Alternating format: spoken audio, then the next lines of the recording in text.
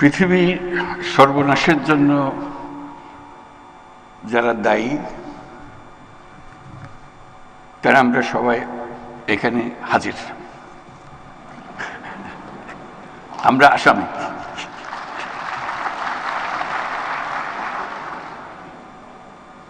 এবং পরিবেশ, বন, জলবায়ু মন্ত্রণালয়ের পক্ষ থেকে উপদেষ্টা রিজওয়ানা হাসান যেগুলো বলার চেষ্টা করলো যে কত ভীষণ রকম আমরা অপরাধী। আমাদের পুরনো কবিরা বলে গেছেন, সাগরের সব পানি যদি কালি হতো, বনের সব গাছ যদি কলম হতো, তাহলে এই অপরাধের বর্ণনা শেষ করা যেত না। এত অপরাধ আমরা করে যাচ্ছি প্রতিদিন। রিজওয়ানা হাসান তার কিছুটা করুণভাবে তুলে ধরল তার প্রচেষ্টার কথা। এই বিশাল যজ্ঞের মধ্যে মন্ত্রণালয়ের প্রচেষ্টা, মন্ত্রণালয়ের উপদেষ্টা এবং তার যত সহকর্মী আছে তাদের জন্য আমরা হাততালি দিই, একটা চার প্রচেষ্টা চালিয়ে যাওয়ার।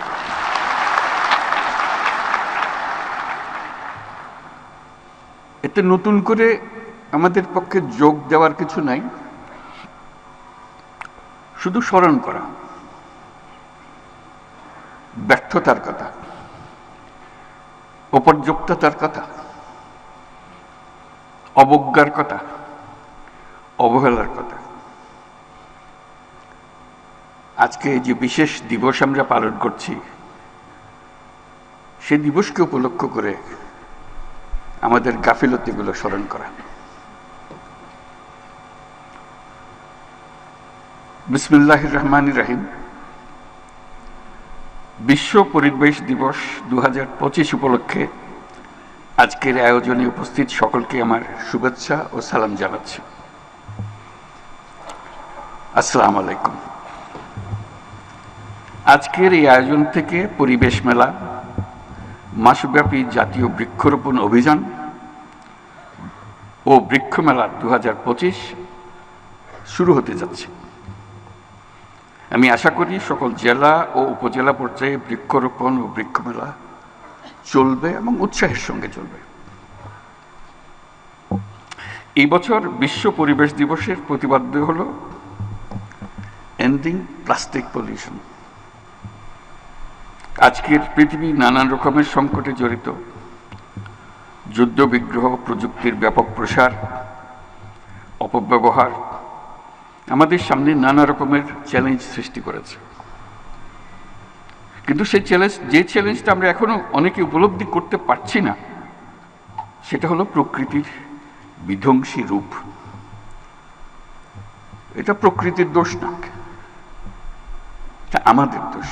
আমরা মানুষ যারা এখানে বসবাস করি, প্রকৃতির সঙ্গে তাল মিলিয়ে চলার কথা, সেটা তাল মিলিয়ে না চলে উল্টো দিকে চলে। দোষটা প্রকৃতি না, দোষটা হলো প্রকৃতি বিধ্বংসী এক জীব যার নাম মানুষ। আমাদের সামনে দৈত্যাকারে হাজির হওয়ার প্রস্তুতি নিচ্ছে জলবায়ু সংকট। আমি প্রস্তুতি নিচ্ছে বলবো না, বলবো যে কাজ শুরু করে দিয়েছে।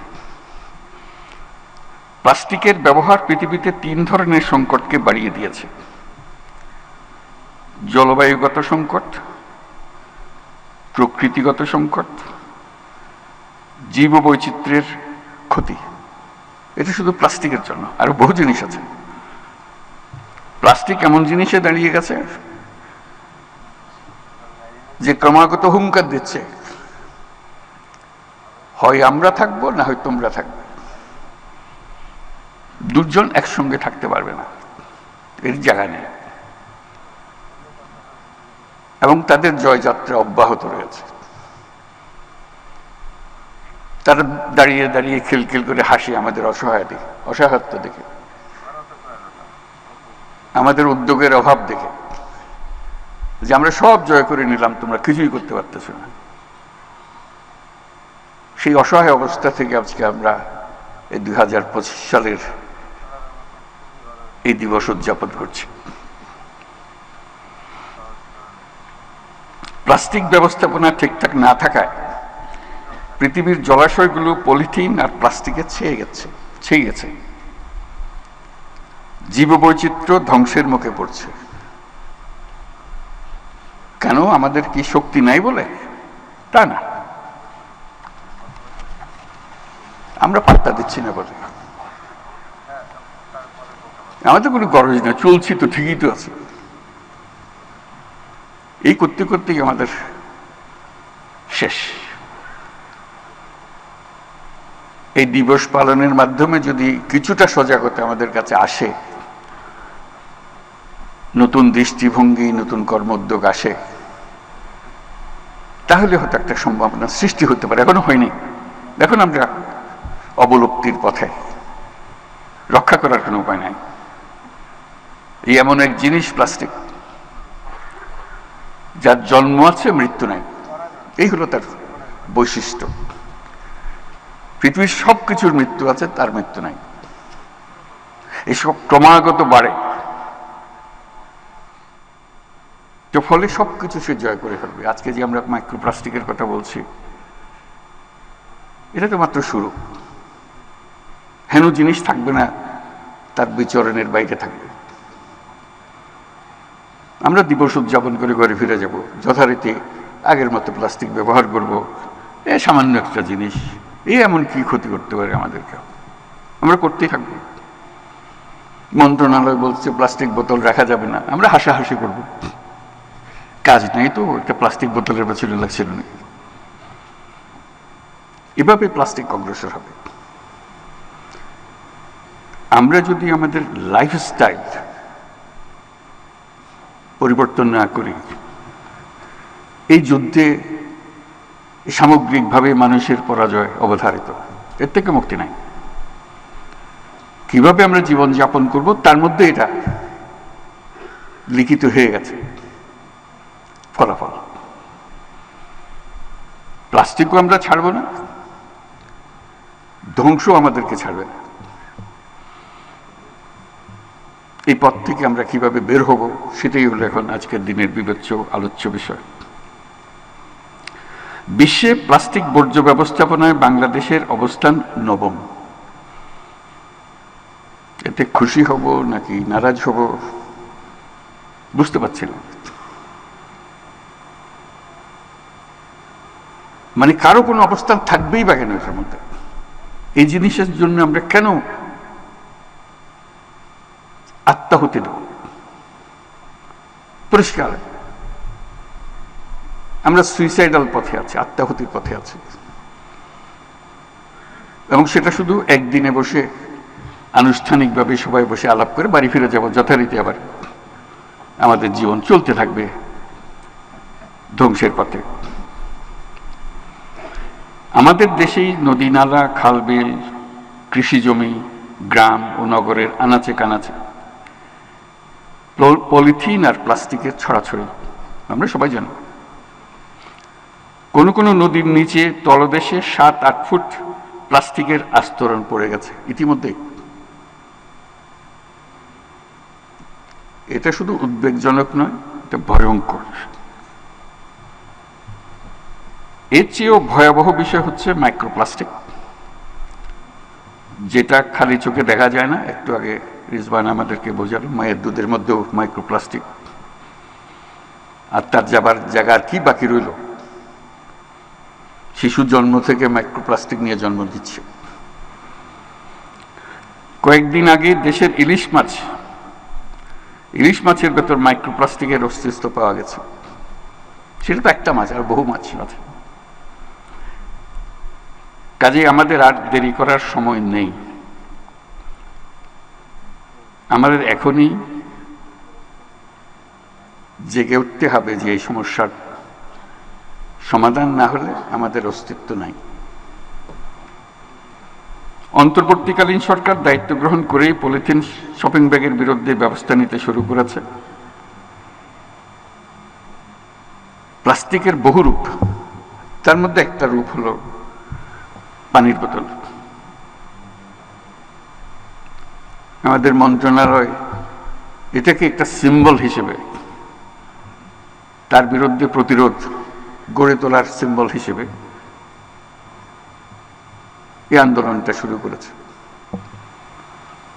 হাসাহাসি হয়েছে, কিন্তু মানুষ অন্তত আলোচনায় আনতে বাধ্য হয়েছে কি হবে এটা দিয়ে।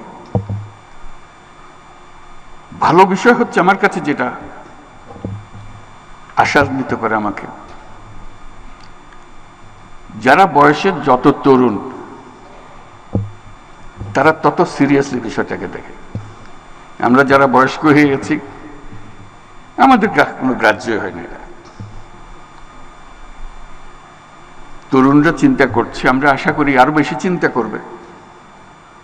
এই পৃথিবীতে তাদের বেঁচে থাকতে হলে এই হলো তাদের 1 নম্বর শত্রু। দ্বিতীয় শত্রু কোথায় কিভাবে আসবে জানি না, এটার থেকে মুক্তি না পেলে আর বাকিগুলোর প্রশ্ন ওঠে না।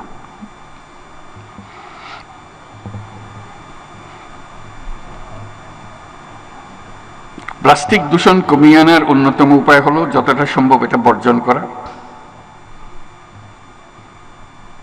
বর্জনটা তো লাগবে জন্ম লাভ করার পরে। আমার তো ধারণা তো গোড়াতে যেতে হবে, তার উৎপাদনই বন্ধ করা। বর্জনটা একজন উৎপাদন করে ফেলেছে, তারপর বলছে সেটা বর্জন করো, এই দুজনে লেগে গেল। গোড়াতে যদি আমরা উৎপাদনটাই বন্ধ করতে পারি তাহলে আর বর্জনের প্রশ্ন আমাদের আর থাকে না, আমাদের সমস্যার মধ্যে আমরা পড়ি না। এবং উৎপাদন বন্ধ করলে যে দুনিয়া অচল হয়ে যাবে তাও না, কষ্ট হবে। এটা সহজ জিনিস মনে হচ্ছিল, এটা সহজ থেকে কঠিন হবে। পলিথিন বেশি দিন আগের জিনিস না, মাত্র সেদিনের জিনিস। আমাদের বয়সে পলিথিনের জন্ম, এর আগে ছিল না পৃথিবীতে। পলিথিন ছাড়া পৃথিবী অচল এ কথা বলার কোনো সাধ্য নাই। লক্ষ লক্ষ বছর ধরে পৃথিবী চলেছে, মানুষের পরিবর্তন হয়েছে, ইতিহাসের পরিবর্তন হয়েছে, অর্থনীতির পরিবর্তন হয়েছে, প্লাস্টিক দরকার হয়। হঠাৎ এসে সে বিশ্ব জয় করে বসে গেল এবং আমরা এরকম এডিক্টেড হয়ে গেলাম এটাতে, চোখ খুলে কিছু তাকাতে পারছি না। সেটাই হলো ব্যাপার।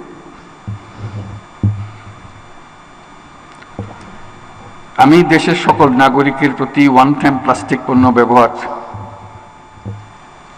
বন্ধ করে দেওয়ার জন্য আবেদন করছি।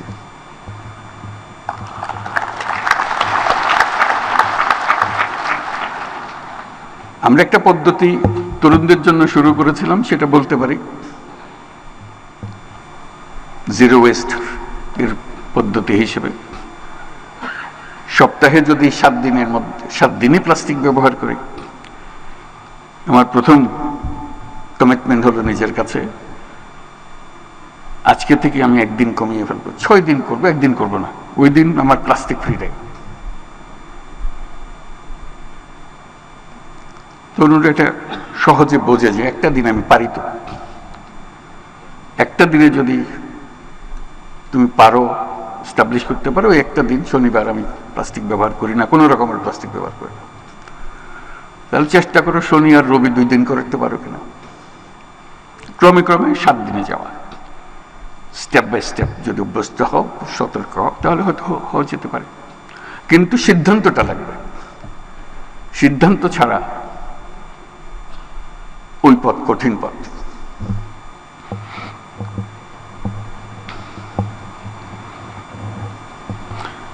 এর প্রাথমিক পদক্ষেপ হিসেবে আমি ইতিমধ্যে সরকারি সকল কার্যালয়কে একটি সুনির্দিষ্ট সময়সীমার মধ্যে ওয়ান টাইম প্লাস্টিকের ব্যবহার বন্ধ করার নির্দেশ দিচ্ছি। নির্দেশ দেওয়া সোজা, কিন্তু কার্যকর করা বড় কঠিন।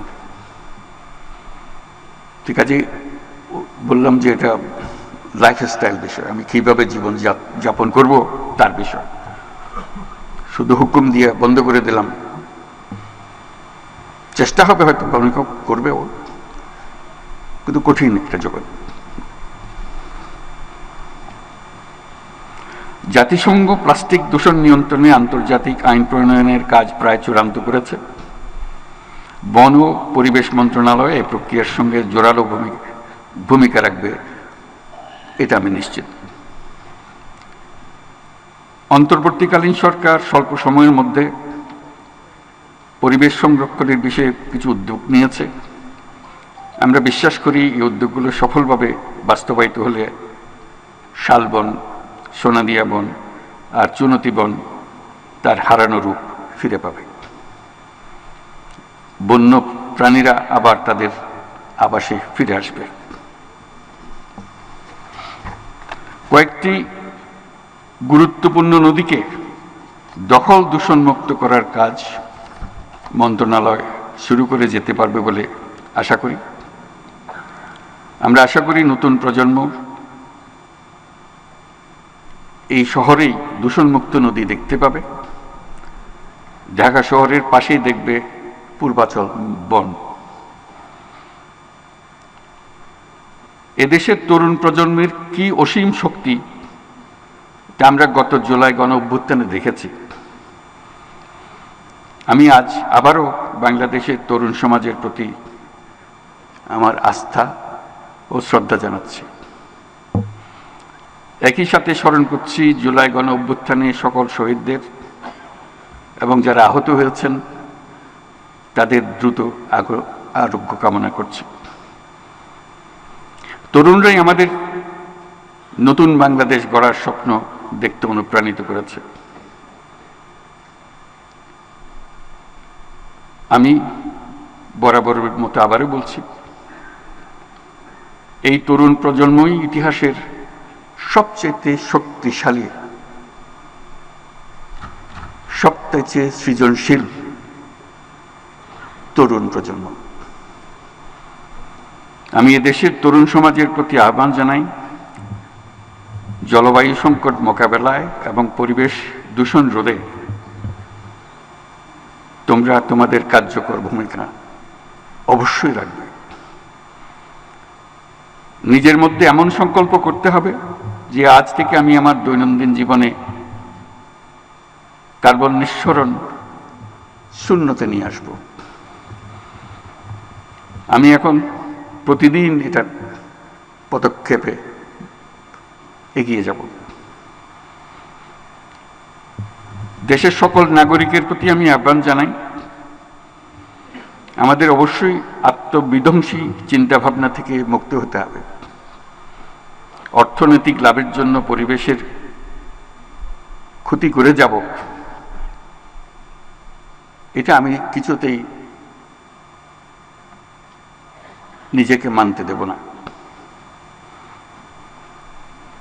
বন্যা, ভূমিকম্প, জলোচ্ছ্বাস এ ধরনের প্রাকৃতিক বিপর্যয়ের সময় আমরা বুঝতে পারি যে প্রকৃতি কত শক্তিধর।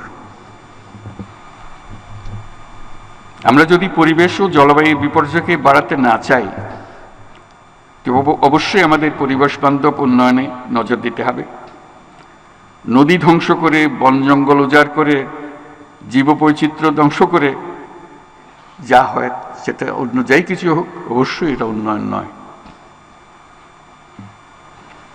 উন্নয়ন সম্বন্ধে আমাদের ধারণা সম্পূর্ণ পাল্টে দিতে হবে। আজকের এই আয়োজনে দুটি আনন্দের দিকে দৃষ্টি আকর্ষণ করছি। প্রথম আনন্দের সংবাদটি হলো, আজকে পরিবেশ, বন ও বন্যপ্রাণীর জীবন রক্ষায় অসামান্য অবদান রাখার জন্য 31টি প্রতিষ্ঠান ও ব্যক্তিকে জাতীয় পুরস্কার দেওয়া হচ্ছে।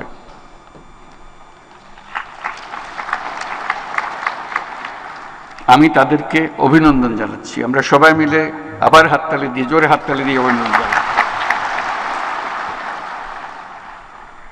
আমার কাছে তারা প্রাতঃস্মরণীয় ব্যক্তিত্ব।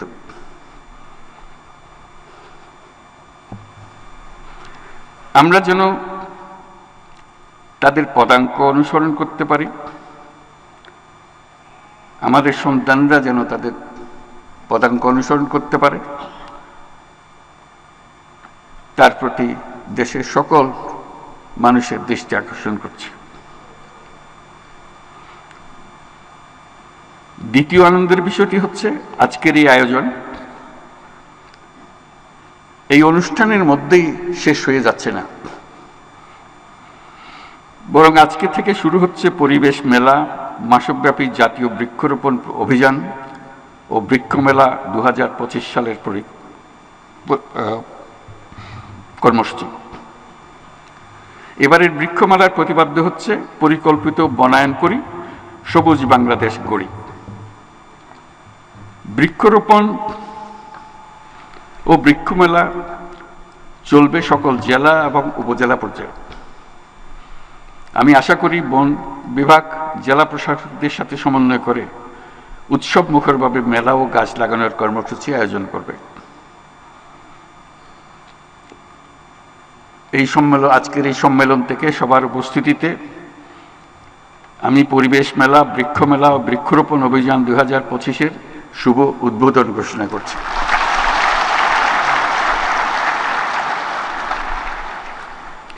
পরিবেশের দায়িত্ব সরকারের উপরে তুলে দিয়ে নাগরিকরা পায়ের উপর পা তুলে নিজেদেরকে নির্ভর মনে করলে তবে পরিবেশের আর রক্ষা নাই। পরিবেশের প্রথম সবক হচ্ছে আমার পরিবেশ আমাকে রক্ষা করতে হবে, আর কেউ এসে রক্ষা করে দিয়ে যাবে না, এর কোনো বিকল্প নেই। এখন আমাদের হয়ে গেছে পুরোটাই উল্টা। সরকার ক্ষীণস্বরে মাঝে মাঝে মনে করিয়ে দিয়েছে, অথবা আমরা আমাদের পরিবেশ, সরকার মাঝে মাঝে ক্ষীণস্বরে আমাদের মনে করিয়ে দিচ্ছে যে আমরা আমাদের পরিবেশ ধ্বংস করে ফেলছি। সাবধান হন, নাগরিকরা মনে করে যাচ্ছে পরিবেশটা একটা শৌখিন ব্যাপার। বিদেশিদের তাগিদে সরকারকে মাঝে মাঝে এটা নিয়ে সভা সমিতি করতেই হয়। আমরা আসল ব্যাপারটাই হারিয়ে ফেলি। আমাদের দৈনন্দিন জীবনে প্রতি মুহূর্তে মনে রাখতে হবে, জীবন বাঁচাতে হলে পরিবেশ বাঁচাতে হবে, এর কোনো বিকল্প নেই। আমি কোনো রকমে অসুখ বিসুখ নিয়ে জীবন কাটাতে পারলেও আমার সন্তানরা বেঁচে থাকতে পারবে না, কারণ আমি তাদের বেঁচে থাকার মূল অবলম্বনটি ধ্বংস করে দিয়েছি।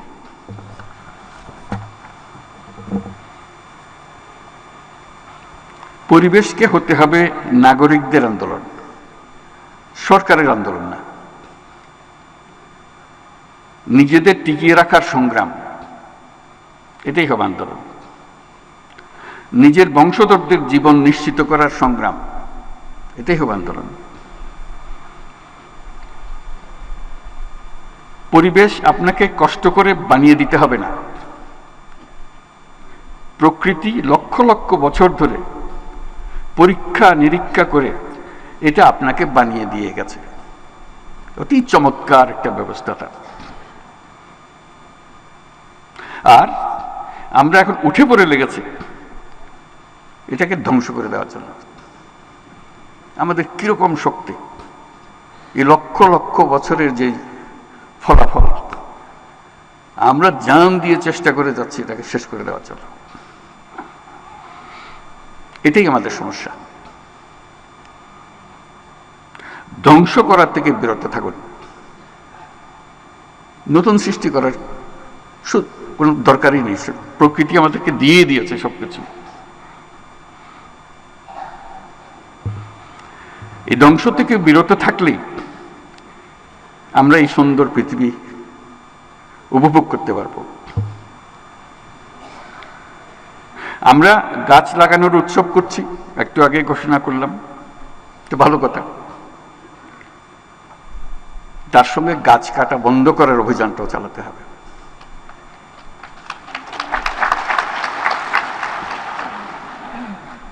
গাছ কাটা একটা উৎসবের বেশি হয়ে গেছে। একটা গাছ তৈরি হয়ে আসতে কি একটা প্রক্রিয়ার মাধ্যমে বছরের পর যাকে তৈরি হতে হয়েছে। আমরা মুহূর্তের একটা সিদ্ধান্তে এটাকে কেটে ফেলছি অবলীলাক্রমে। এটা কেন এখানে হয়েছিল, তার কি প্রতিদান আমরা পেয়েছি, কিছুই চিন্তা ভাবনা নেই, মনে হয়েছে কেটে ফেলেছি। প্লাস্টিক পরিবেশের বিষ।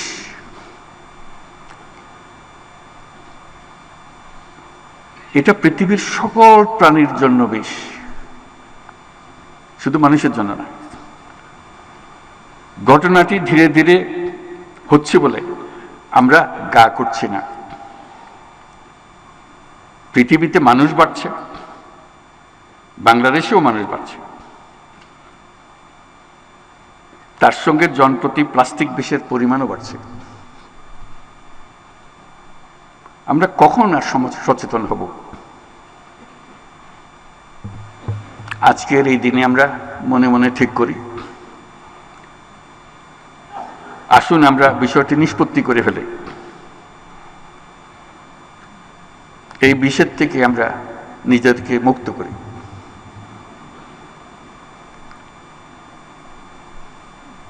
এই আবেদন জানিয়ে আমার কথাগুলো শেষ করলাম।